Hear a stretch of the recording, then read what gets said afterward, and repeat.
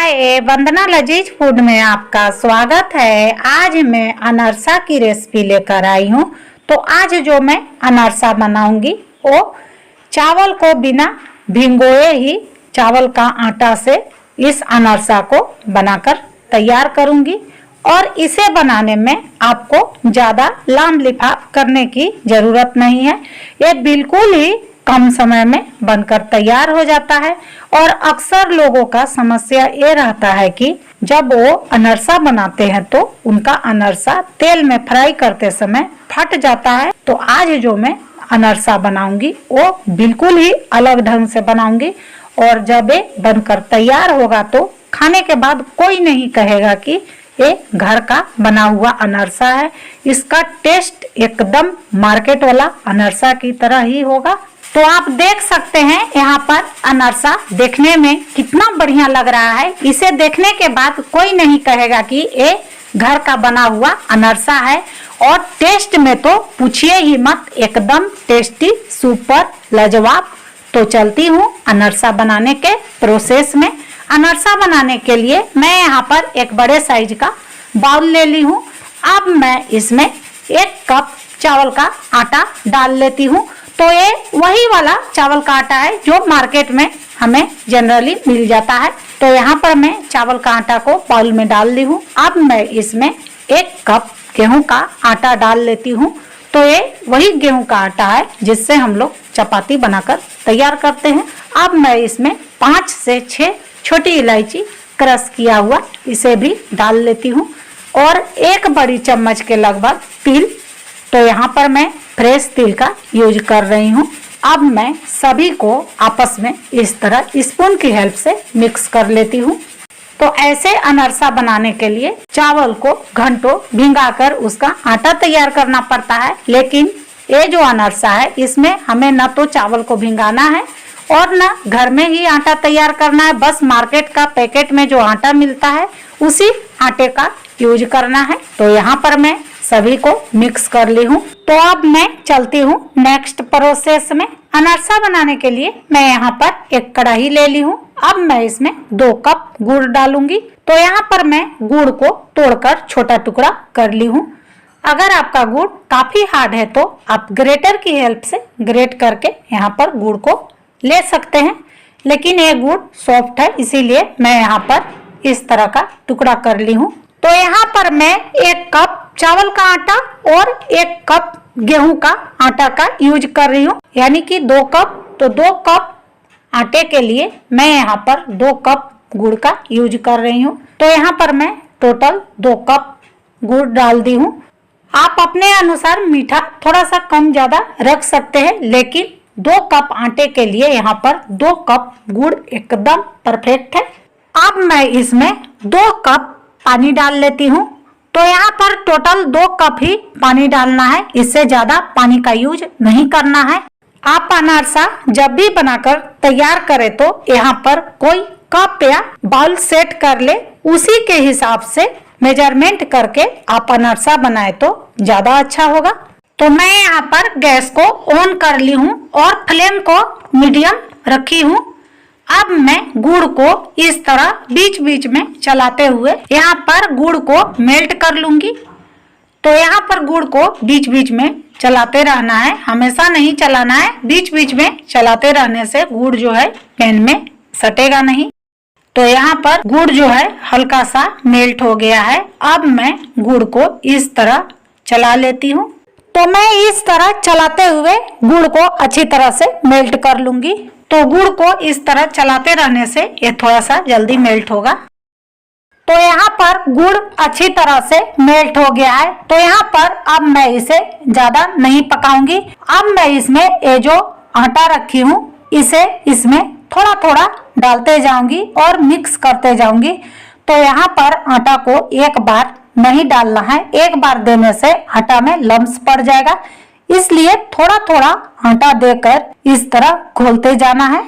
तो मैं यहाँ पर गैस का फ्लेम को लो करके सारे आटा को इसमें डाल ली हूँ। अब मैं इसमें जो थोड़ा बहुत लम्स है इसे फोड़ते हुए इस तरह चलाते हुए पका लूंगी। तो मैं इसे तब तक पकाऊंगी जब तक ये पूरी तरह से गाढ़ा नहीं हो जाता है, तब तक मैं इस तरह चलाते हुए इसे पका लूंगी। तो ध्यान रहे कि यहाँ पर गैस का फ्लेम को एकदम लो रखना है। तो यहाँ पर इसे लगातार चलाते रहना है, नहीं तो नीचे में सट जाएगा और सटने के बाद जलने का डर रहता है। और अगर ये जल गया तो हमारा अनरसा जो है वो अच्छा बनकर तैयार नहीं होगा, उसमें खाने के बाद जले हुए का स्मेल आएगा। इसलिए यहाँ पर इसे लगातार चलाते रहना है। तो आप देख पा रहे होंगे कि धीरे धीरे ये गाढ़ा होने लगा है। तो इसे गाढ़ा होने में ज़्यादा समय नहीं लगता है, जल्दी ही गाढ़ा हो जाता है। तो मैं इस तरह चलाते हुए करीब 3 से 4 मिनट पका लूंगी। तो मैं इसे इस तरह चलाते हुए 3 से 4 मिनट पका ली हूँ। तो 3 से 4 मिनट पकाने के बाद आप देख सकते हैं ये थोड़ा सा गाढ़ा हो गया है। तो अभी मैं इसे करीब 2 मिनट और इस तरह चलाते हुए पका लूंगी। तो मैं यहाँ पर इसे 2 मिनट और पका ली हूँ। तो आप देख सकते हैं ये काफी ठीक हो गया है। अब मैं इसमें 1 बड़ी चम्मच के लगभग देसी घी डाल लेती हूँ। देसी घी देने से अनरसा का जो टेस्ट है वो बहुत ही बढ़िया आता है। अगर आप घी पसंद नहीं करते हैं तो कोई बात नहीं, आप इसे स्किप कर सकते हैं। तो मैं यहाँ पर घी डाल ली हूँ। अब मैं घी को भी इसमें अच्छी तरह से चलाते हुए मिक्स कर लूंगी। तो मैं इस तरह घी को चलाते हुए मिक्स कर ली हूँ। अब मैं गैस को ऑफ कर लेती हूँ और इसे ठंडा होने के लिए छोड़ देती हूँ। तो मिलती हूँ ठंडा होने के बाद। डो अच्छी तरह से ठंडा हो गया है। तो आप देख सकते हैं ये एकदम थिक हो गया है। तो मैं यहाँ पर हाथ को घी लगाकर चिकना कर ली हूँ। अब मैं इसमें से थोड़ा सा डो लेकर हथेलियों के बीच में रखकर इस तरह घुमाते हुए गोला करके चिपटा कर लूंगी और दोनों तरफ से तिल लगा लूंगी इस तरह। तो यहाँ पर मैं इसे तिल से अच्छी तरह से कोट कर ली हूँ। अब मैं इसे एक प्लेट में रख लेती हूँ। तो यहाँ पर मैं एक अनरसा बनाकर तैयार कर ली हूँ। अब मैं इसी तरह डो को लेकर हथेलियों के बीच में रखकर इस तरह गोला बनाकर चिपटा कर लूंगी और तिल से दोनों तरफ से अच्छी तरह से कोट कर लूंगी। तो यहाँ पर मैं 2 अनरसा बनाकर तैयार कर ली हूँ। अब मैं सेम प्रोसेस से बाकी का भी डो का अनरसा बनाकर तैयार कर लेती हूँ। तो यहाँ पर मैं अनरसा बनाकर तैयार कर ली हूँ। अब मैं चलती हूँ अनरसा को तेल में फ्राई करने के लिए। अनरसा को तेल में फ्राई करने के लिए मैं यहाँ पर एक कढ़ाई में तेल गरम होने के लिए चढ़ा दी थी। तेल गरम हो गया है। अब मैं गैस का फ्लेम को लो करके एक एक करके अनरसा को डाल लूँगी। तो यहाँ पर एक बार में जितना अनरसा आ पाएगा उतना मैं तेल में डाल लूँगी। तो यहाँ पर मैं 3 अनरसा को तेल में डाल ली हूँ। अब मैं इसे पकने के लिए छोड़ देती हूँ। तो जब तक ये थोड़ा सा पक नहीं जाता है तब तक मैं इसे पलटूंगी नहीं। और ध्यान रहे कि यहाँ पर गैस का फ्लेम को एकदम लो रखना है। तो यहाँ पर अनरसा नीचे से थोड़ा सा पक गया है। अब मैं एक एक करके हल्के हाथ से अनरसा को पलट लूंगी।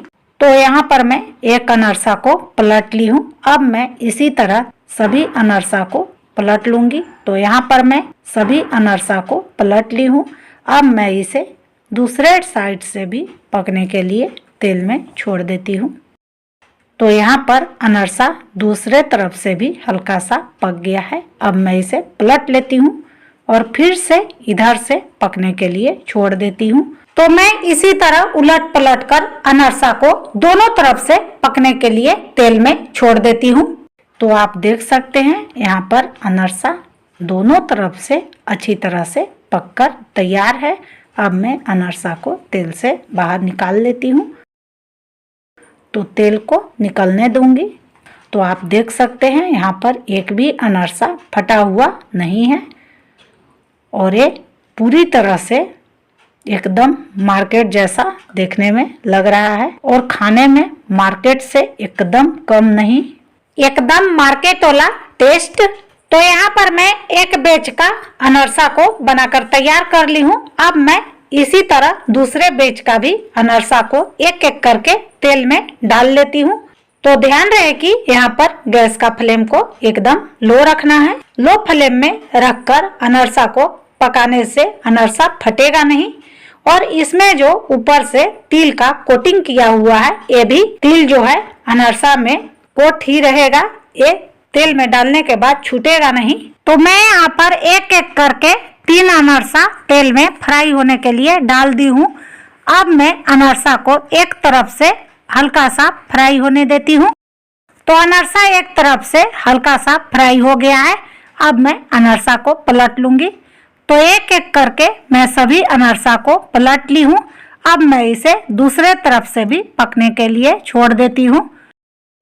तो अनरसा दूसरे तरफ से भी पक गया है। अब मैं इसे पलट लेती हूँ। तो आप देख सकते हैं यहाँ पर अनरसा थोड़ा सा और पकेगा।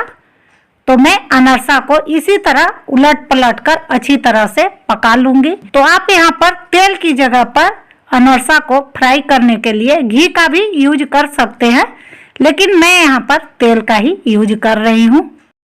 तो यहाँ पर अनरसा दोनों तरफ से अच्छी तरह से पककर तैयार है। अब मैं अनरसा को तेल से बाहर निकाल लेती हूँ और तेल को निकलने दूंगी। तेल निकल गया है। अब मैं अनरसा को प्लेट में निकाल लेती हूँ। अब मैं सेम प्रोसेस से बाकी का भी डो का अनरसा बनाकर तैयार कर लेती हूँ।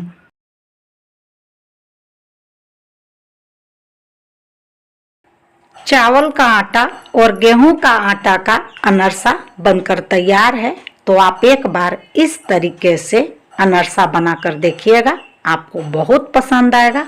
और अगर मेरा रेसिपी पसंद आए तो मेरे वीडियो को लाइक और शेयर करना ना भूलें और मेरे चैनल को जरूर सब्सक्राइब करें। तब तक के लिए नमस्कार। मिलती हूँ अगली वीडियो के साथ। जय हिंद, जय भारत।